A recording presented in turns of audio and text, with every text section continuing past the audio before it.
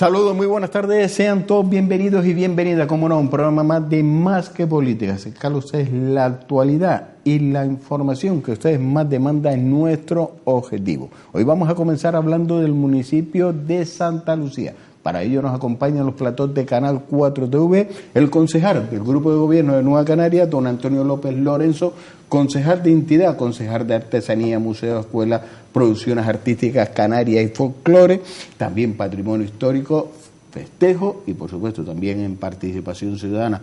Muy buenas tardes, don Antonio. Muy buenas tardes a ti y a toda la audiencia. ¿Cómo estamos? Pues bien, con la pila puesta después de un mes de agosto que tú sabes que a nivel interno siempre te ayuda a recuperar un poco el ritmo, y con las expectativas puestas en lo que queda de año y en lo que queda de legislatura. Ya empiezan a la carrera final. Oiga, 3 años y algo más, pues estamos a vista ya al 26 de mayo de 2019, en las próximas elecciones. Ha ido una legislatura, pero para usted... Es la primera vez, es mi primera legislatura, y tengo la sensación de que en la vorágine de la dinámica de trabajo se ha ido, creo que de los años que recuerdo, los más rápidos que se me han ido.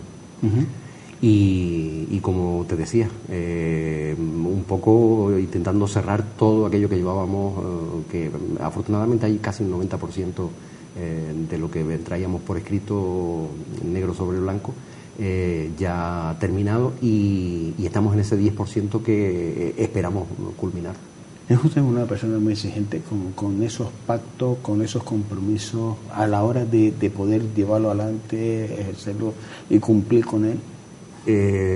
Cuando se hace política cercana desde las instituciones municipales, te encuentras a diario con aquellos que eran tus vecinos antes de entrar a formar parte del equipo de gobierno, y sigue estando igual de cerca en la actualidad, de forma que diariamente hacen un seguimiento a lo que dijiste cuando entraste y a lo que has cumplido.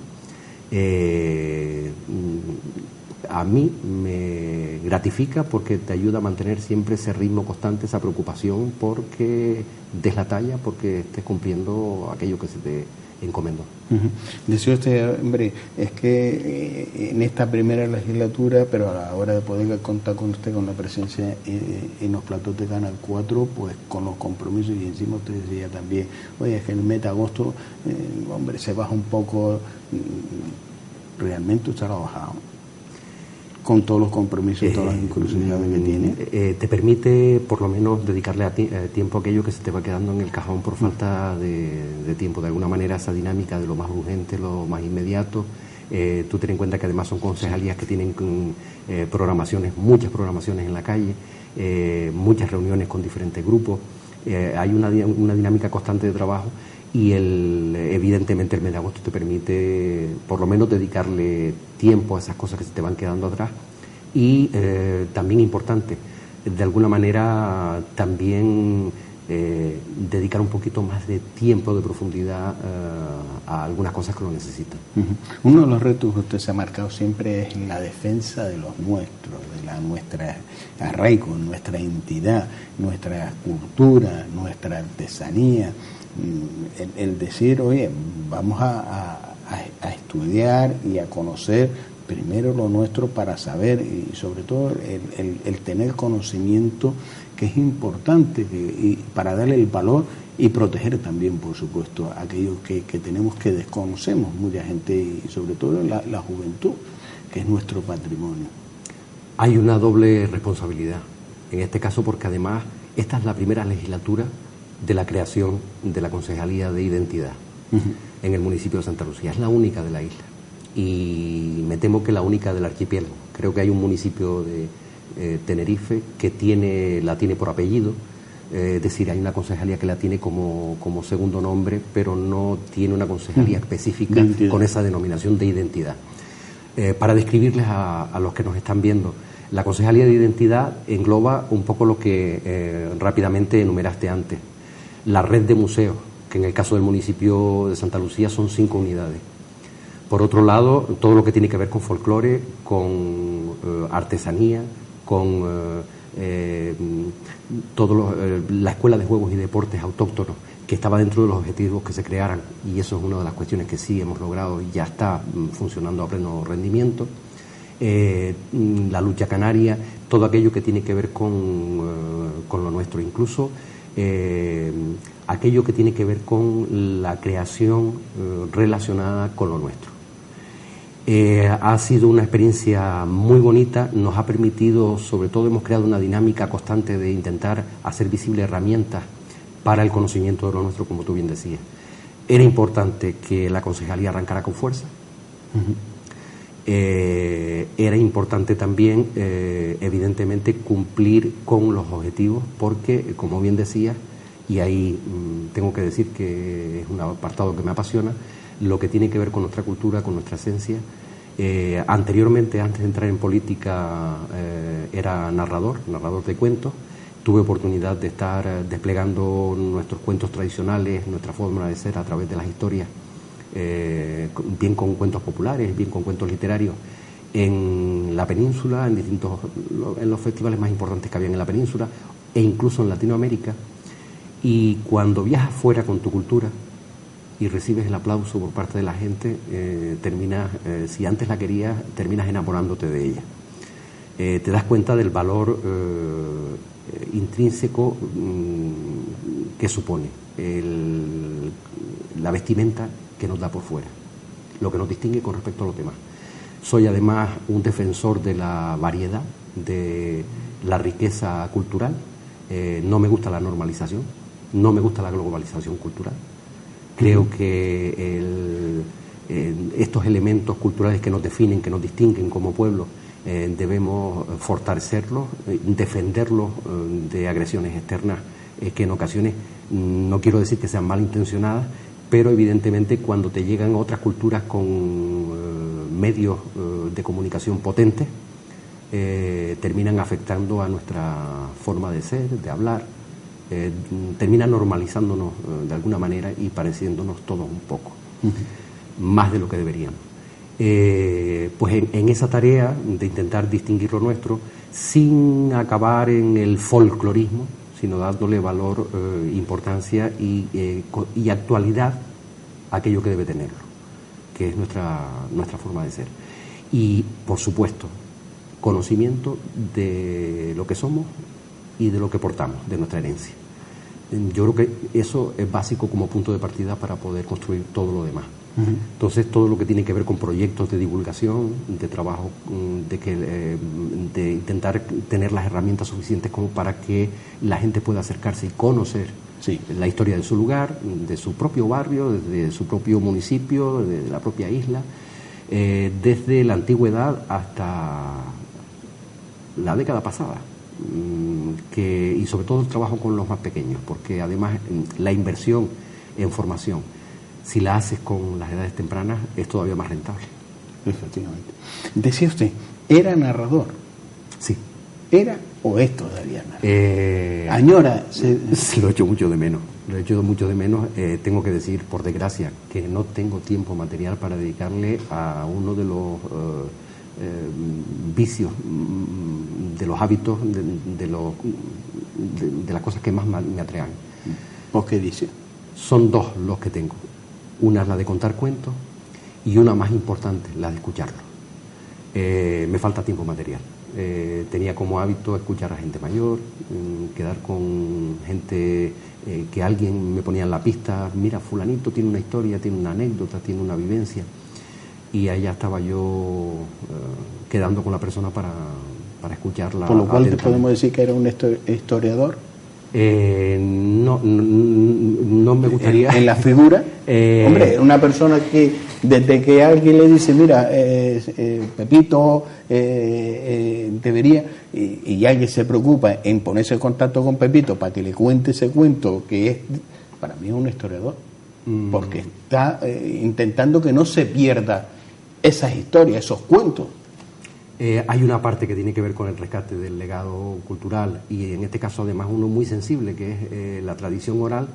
Es efímera, es intangible, está en el aire, viaja de boca a oreja y desgraciadamente le afecta muchísimo los cambios culturales que se han producido, el poco tiempo que tenemos para los encuentros de calidad, los encuentros humanos, las descamisas de piña.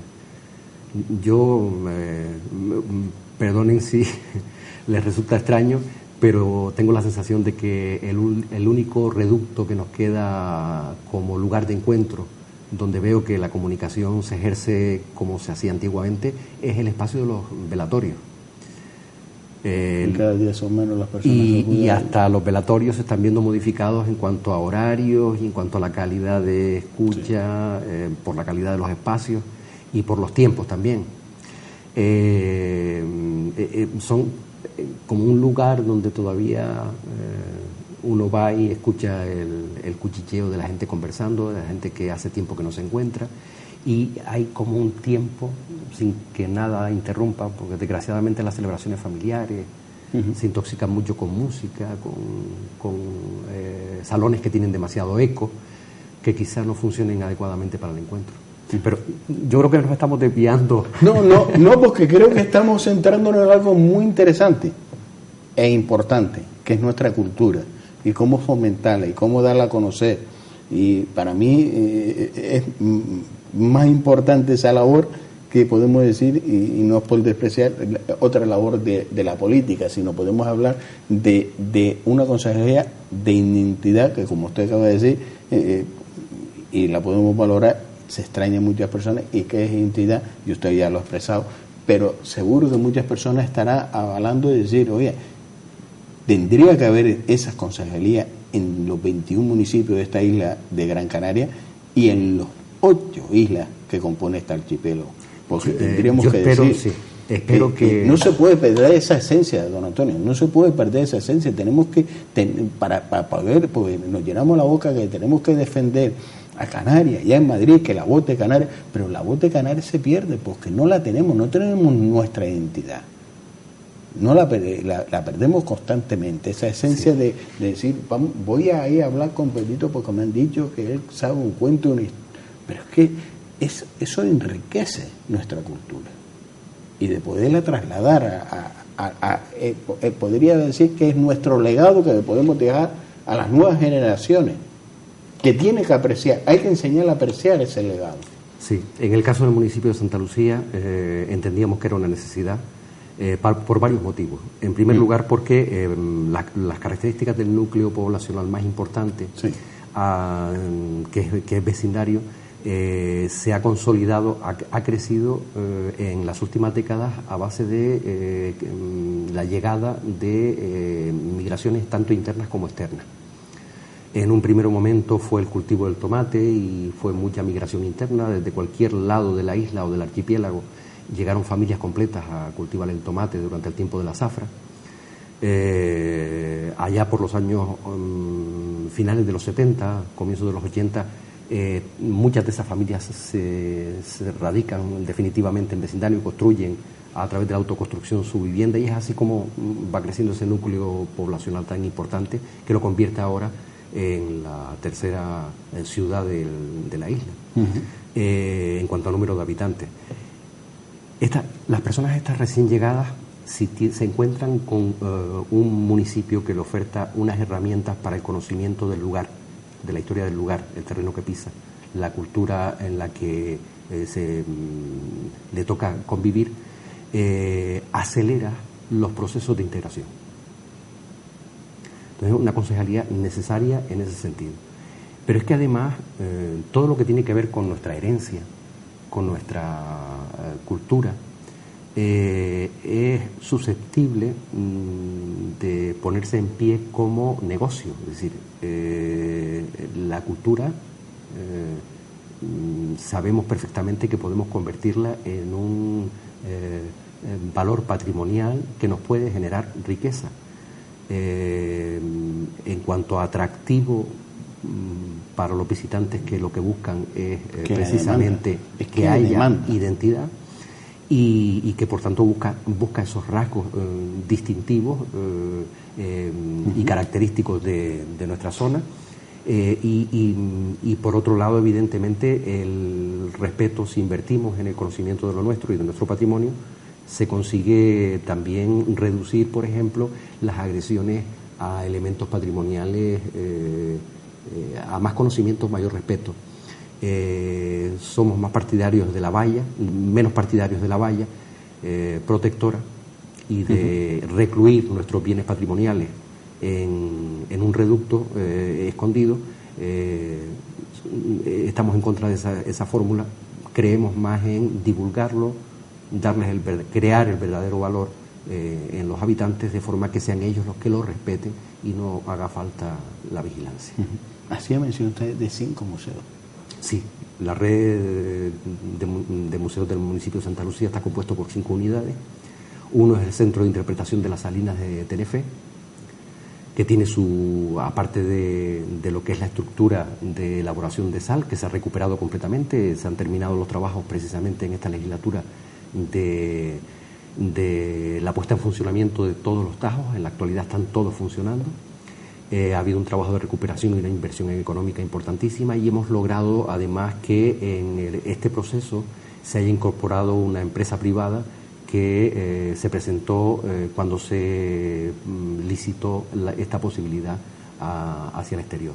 Es decir, que en la actualidad, siendo titular el Ayuntamiento de Santa Lucía, quien gestiona los trabajos de extracción de sal es una empresa con la que estamos muy bien coordinados y con la que trabajamos codo a codo con el apartado de divulgación. Afortunadamente, las Salinas de Tenerife reciben muchas visitas, sobre todo de escolares, durante el curso escolar, y nos ayuda muchísimo a explicar el proceso de una industria completamente amable con el medio ambiente.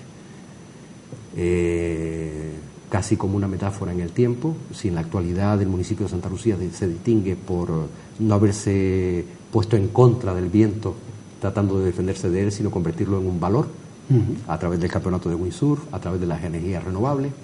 Lo mismo con el sol. Pues usando el sol y el viento, era una empresa no contaminante, una industria no contaminante para la obtención de sal importantísima en aquella época. Está también el Museo del Gofio. Está el Centro de Interpretación del Pastoreo en el pueblo de Casapastores, que evidentemente desde su propio nombre, desde sus orígenes, tenía que ver con el pastoreo, y que nos ayuda muchísimo también para trabajar sobre todo con la comunidad escolar. Tenemos el Centro de Interpretación de la Fortaleza.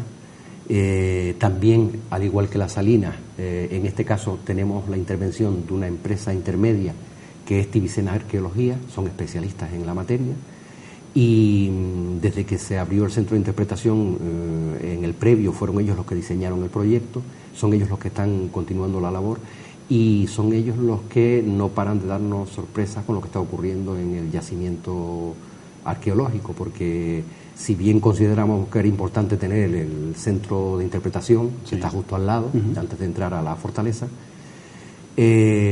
había mucho desconocimiento sobre el estado real en el que se encontraba el yacimiento arqueológico. En varias prospecciones de trabajo consecutivas, lo que nos hemos encontrado es con una sorpresa maravillosa. El pesimismo que existía, que de alguna manera diferentes expolios en diferentes épocas habían dañado la posibilidad de estudio, nos hemos llevado la sorpresa de que lo más importante estaba protegido desde el principio, porque en el momento en que, probablemente después de la conquista, se despedregaron los terrenos llanos con cultivo de cereal, todas esas piedras las metieron encima del poblado, cubriéndolo por completo, de forma que en la actualidad estamos habiendo casas completas. Y es impresionante lo que estamos encontrando, y está situando al yacimiento arqueológico en uno de los más importantes, si no el más importante, porque ahora mismo lo que dicen las dataciones es que fue de los primeros en estar habitado en la isla de Gran Canaria y fue de los últimos en abandonarse, de forma que tiene 1200 años de historia de ocupación y además con posibilidad de sacar mucha información de esos yacimientos. Y nos queda después también el más emblemático, yo creo, para los habitantes del municipio de Santa Lucía, que es el Museo La Zafra, el que está dedicado a la historia del cultivo del tomate, y que por la forma en que fue construido el museo, que fue muy participativa, la gente, los que tenían fotografías, prestaron sus fotos para hacer esa memoria común.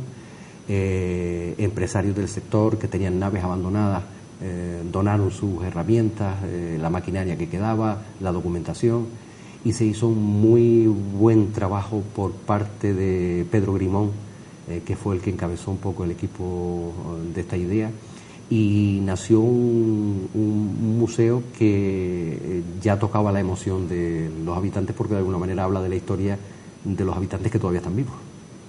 Cuenta la historia de gente que todavía llega y se nos emociona, se encuentran en las fotografías en blanco y negro. El Museo La Zafra cumple 10 años ahora el próximo 14 de noviembre, lo vamos a celebrar como merece, con el fundamento que merece. Estamos preparando una programación especial y es el museo que decidimos que fuera la sede de esta nueva concejalía, que es la Concejalía de Identidad. Son 5 unidades. Aparte de otros proyectos que han nacido, porque tenemos otro concepto que yo lo considero un museo más, que es el museo en la calle. ¿Museo en la calle? El museo en la calle. Explíqueme eso. El museo en la calle está compuesto de diferentes rutas que ofrecemos a distintos públicos. Tenemos, por ejemplo, una para público familiar, en la que durante el año programamos los sábados por la mañana visitas guiadas a con diferentes rutas para el conocimiento de nuestro entorno cultural. De esta forma tenemos la ruta de los letreros de Valo. Tenemos, que todos lo conocen por los letreros de Agüimes, pero realmente están ubicados en territorio municipal de Santa Lucía. Tenemos una visita guiada al casco histórico de Santa Lucía, muy interesante. Tenemos también la ruta que compone lo que nosotros llamamos el Parque Cultural de Tenefé, que es todos los recursos que rodean a las salinas de Tenefé, el Saladar, las antiguas defensas, las fortificaciones que se hicieron después de la posguerra, en la etapa de la dictadura, que todavía conservamos 2 que están en muy buen estado, y tenemos también el yacimiento arqueológico, los túmulos funerarios que se encuentran precisamente justo al lado de la salina, muy cerca del centro de Windsor. Es un conjunto que tratamos como una ruta y hacemos visitas guiadas para toda la familia. Tenemos después también rutas específicas que ofertamos a los centros escolares para que salgan de manera cotidiana a conocer la historia de los diferentes elementos patrimoniales que tienen en el entorno del colegio, en su propio barrio, esculturas que tienen especial significación. Les hacemos una pequeña ruta guiada para que conozcan ese pueblo. En algunos de ellos incluso estamos incorporando algunos oficios artesanos que todavía se conservan, una antigua peluquería, la de Sardina, que ya no está abierta al público, pero todavía está el mobiliario, y el señor que la regentaba amablemente nos abre la puerta cuando tenemos visitas escolares. Tenemos un latonero, tenemos alguien que trabaja el barro, y de esa forma podemos dentro de los propios barrios hacer una visita cultural sin necesidad de salir del municipio, que es de lo que se trata. Lo que te quiero decir es que trabajamos con ese concepto de museo en la calle, de que hay un montón de elementos culturales. Pero con qué sencillez, ¿no? Sí, porque además intentamos que sean sostenibles, que económicamente no supongan una gran inversión, que de alguna manera no supongan... y la verdad es que en ese sentido hemos hecho logros muy importantes en estos últimos 3 años. El Museo La Zafra, que estaba en un régimen de visitas importante, en el momento en que arrancó la Concejalía de Identidad, estaba en torno a los 7.000 visitantes. ¿Visitantes? Sí, durante el año. Eso fue el año 2015. En el 2016, si mal no recuerdo, subimos a 9.000. El año pasado, el 2017, lo cerramos con 14.000. Es decir, que hemos duplicado, en un poco más de 2 años, hemos duplicado el número de visitantes. Importante la labor que estamos haciendo de trabajo con los turoperadores. Tenemos casi la mitad de los visitantes que son precisamente turistas, que se salen del entorno del sol y la playa. Pero es que el turismo demanda eso. Para nosotros ha sido una sorpresa, porque además el Museo La Zafra, que nos parecía como muy etnográfico y muy concreto con respecto a la historia de Gran Canaria, del archipiélago canario y de nuestra esencia, pero curiosamente tiene mucho atractivo para los ingleses y mucho atractivo para todo el turista nórdico, porque en el recuerdo a ellos les queda, sobre todo el que de mediana edad en adelante, la gente de más de 50 años, el primer fruto tropical que probaron fue el tomate. Y el tomate en cualquier lugar del norte de Europa no se llamaba tomate, se llamaba tomate canario. Y cuando visitan Canarias y ven el tomate, enlazan con una vivencia de juventud y de relación desde la distancia con el archipiélago que curiosamente le llena de curiosidad. Está teniendo mucho éxito para el turismo y evidentemente estamos haciendo un gran trabajo con los visitantes, con los grupos escolares, con la comunidad educativa de toda la isla. De toda la isla. De toda la isla. Evidentemente todos nuestros centros escolares tienen las visitas regularizadas prácticamente dentro de su itinerario anual, y para nosotros es importantísimo porque uno de los motivos que nos llevaba a trabajar con ellos es que los cambios que se produjeron, ¿quién iba a decirnos que iban a desaparecer las cucañas que jalonaban todo el paisaje desde que uno salía de Telde para abajo, hasta llegar abajo a Playa de Inglés y más abajo? Era la estética del final de Zafra, de todos los cercados que estaban alrededor de la carretera general de aquella época. Sí. ¿Quién nos iba a decir que en pocas décadas íbamos a verla desaparecer por completo? Y junto con eso que se ve y que recordamos perfectamente, se marchan un montón de palabras que estaban relacionadas con la cultura del cultivo, de tareas específicas y de conocimientos específicos. Yo recuerdo, por ejemplo, los hombres que armaban, las cuadrillas de hombres que armaban la tierra durante el verano, en pleno mes de agosto, mes de julio, con aire caliente, viento.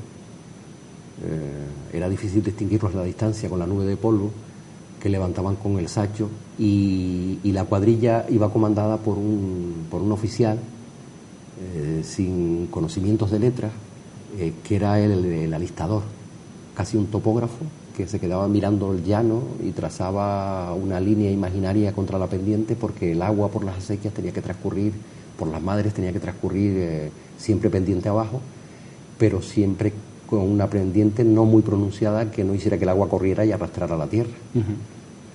De forma que estos sabios iban oteando el terreno, iban marcando por donde se abrían las madres, y el resto de la cuadrilla, todos estos oficios, todos estos recuerdos que atesoran nuestros abuelos y abuelas, cuando hablan con sus nietos encuentran dificultades, porque no son palabras que ya no están en el léxico de nuestros jóvenes. Las imágenes no están a su alrededor.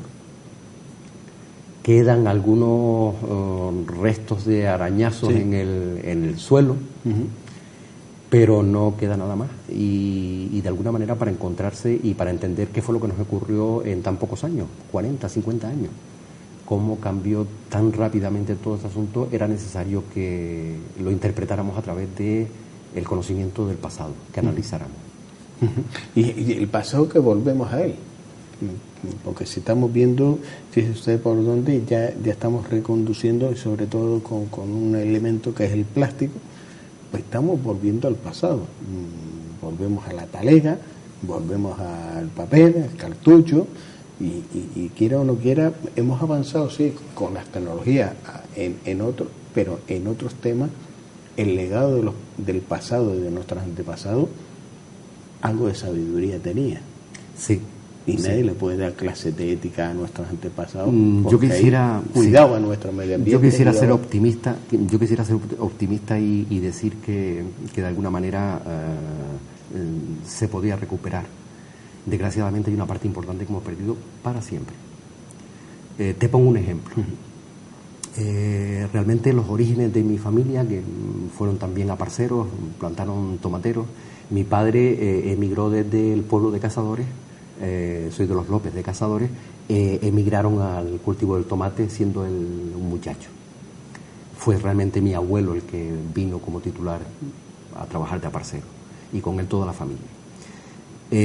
Siempre guardamos un trocito de herencia de nuestro abuelo, un trocito de tierra pequeñito en el pueblo de Cazadores, y yo recuerdo en la época que se plantaba aquel trocito de tierra, que había unos tiempos que eran distintos a los de la costa.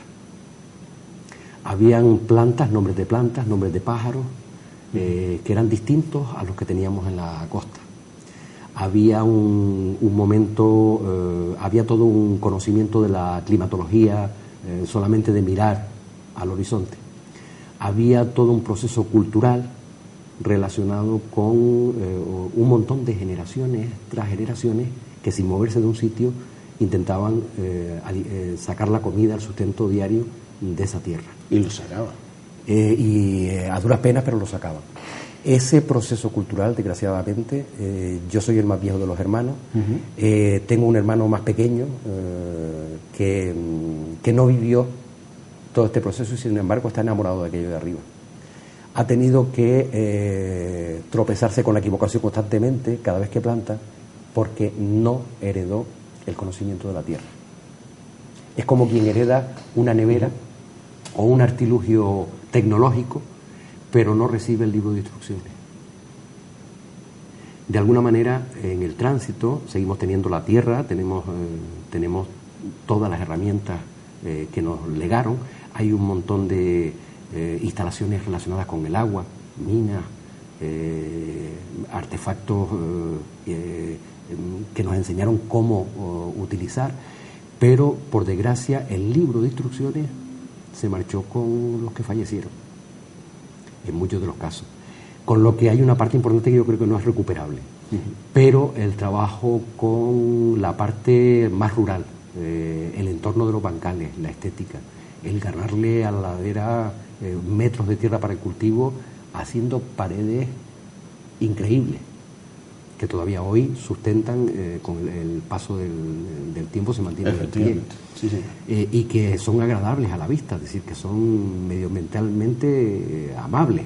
Y paredes que comemos, que hecha a mano, pero que esa cultura, que esa perfección ninguna maquinaria la va a conseguir.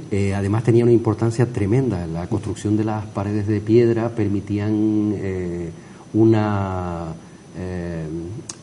un funcionamiento en las laderas de la humedad. Cuando llovía y el agua corría, evitaba la erosión violenta.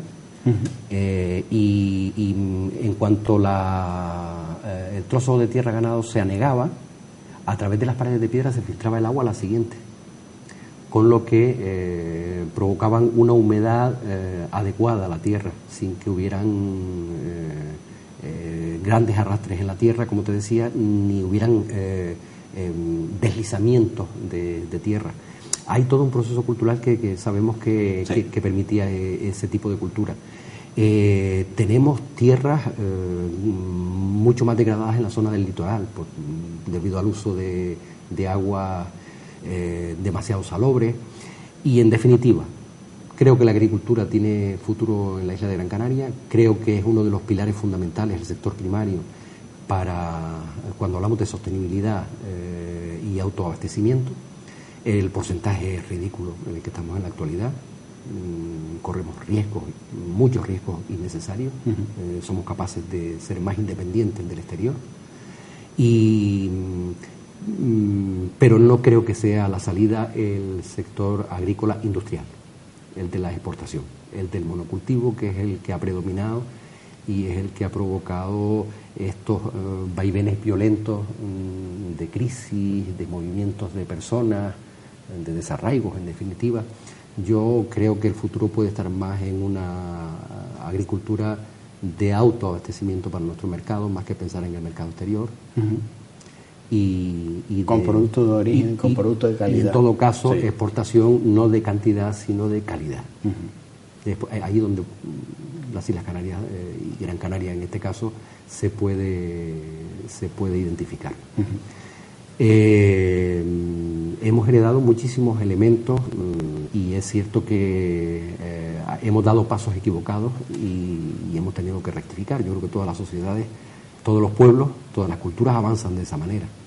Efectivamente estamos volviendo la talega de tela y yo espero, hay algo que me preocupa últimamente mucho, y es que de alguna manera todo este trabajo que tiene que ver con intentar que la gente conozca lo nuestro y crear canales de arraigo con tu propia tierra, de alguna manera haga también más respetuosa a la gente.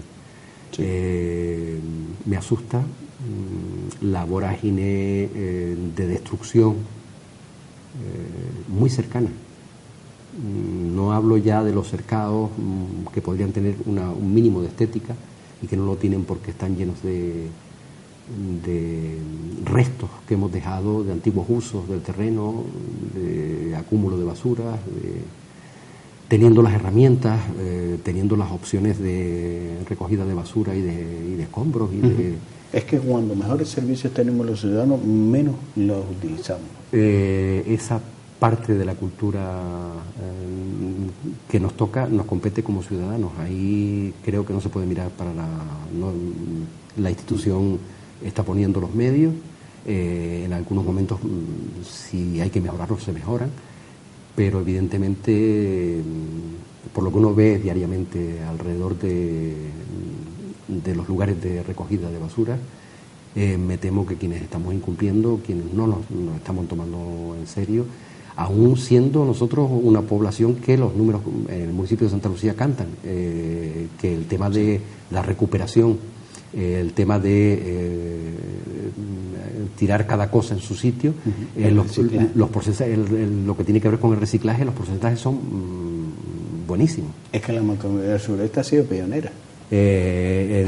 Pero por desgracia siguen apareciendo, y cuando son en el entorno más cercano, diariamente, es decir, porque además se recogen hoy y mañana vuelven a aparecer.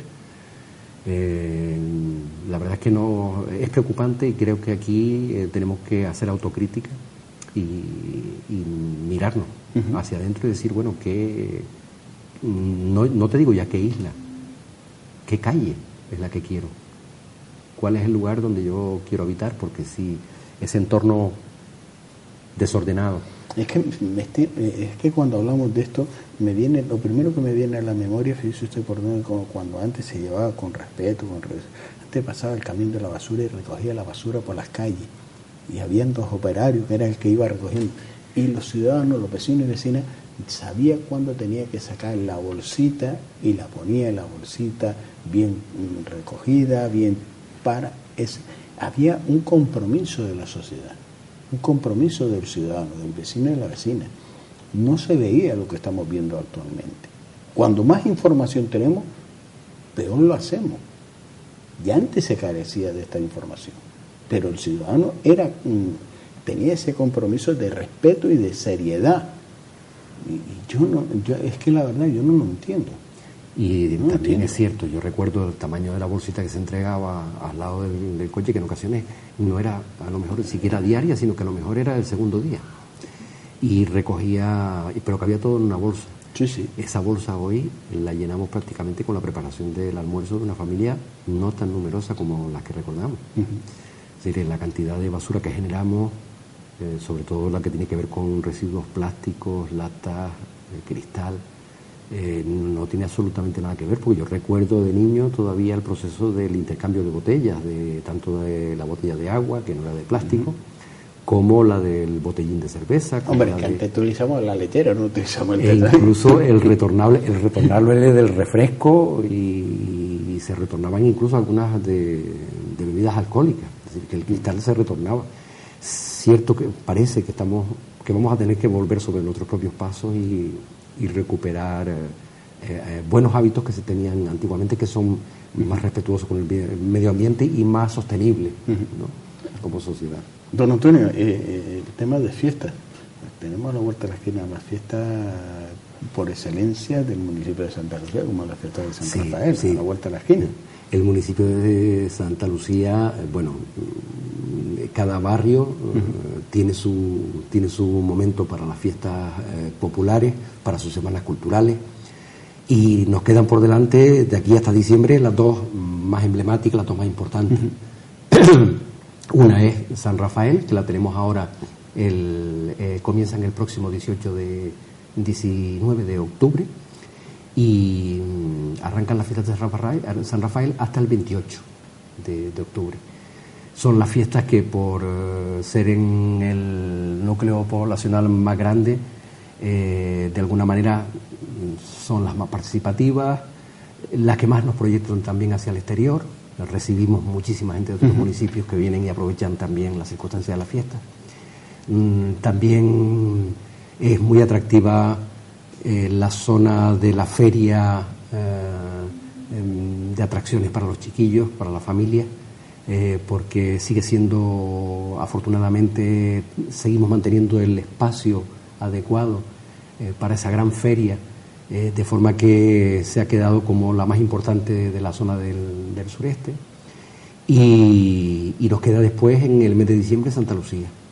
Está todo preparado para San Rafael, ya desde hace aproximadamente 2 meses y medio la comisión de fiestas trabajando, porque sabes que el modelo de fiestas abajo, el concejal, de alguna manera está para asuntos técnicos, para resolver algún problema que de alguna manera supera a la comisión de fiestas, pero que toda la programación de las fiestas de todo el municipio se basa en la participación ciudadana. En los diferentes barrios. Son las comisiones de fiestas las que organizan las fiestas.